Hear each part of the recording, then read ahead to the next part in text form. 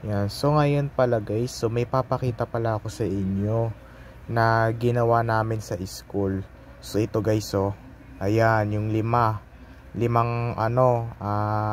stick puppets. So ayan po, stick puppets sa subject na arts na sa MAPE. So ayan po. So ito ay ginawa namin sa school. So ako naggawa niyan at saka dinrawing ko at saka kinulayan ko. So ayan po.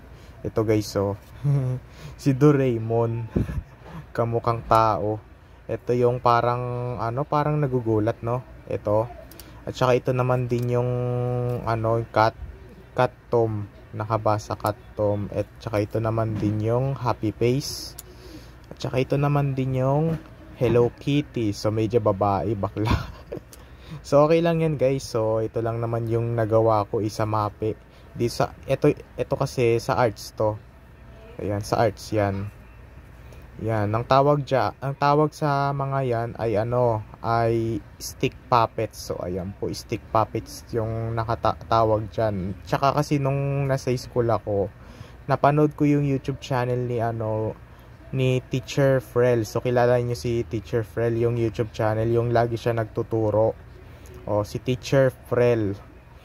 Yung sa MAPE, yung meron talaga siyang MAPE socks, medyas, gawa lang sa medyas, yung puppet.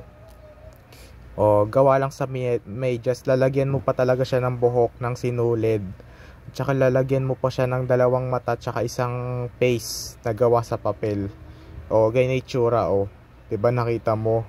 So ito lang yung gawa namin, 5 lang. Stick puppet lang yung nagawa namin, stick puppet. Ayan.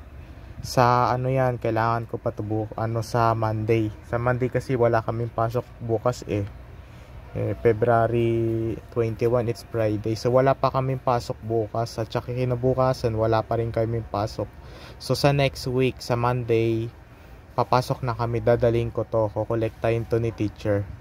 Ayan, kasi hindi pa nakikita to ni teacher. Ayan, stick puppet. Ayan, bye, yun lang.